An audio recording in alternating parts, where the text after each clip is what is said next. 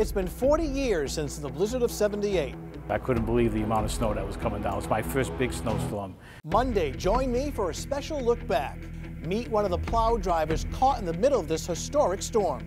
Well, I went to work at 7 o'clock on a Monday, and I worked until 3 o'clock the following Sunday. And see how it changed the way southern New England responds to winter storms. The blizzard of '78, a look back. Monday at Eyewitness News, live at 5 on WPRI 12.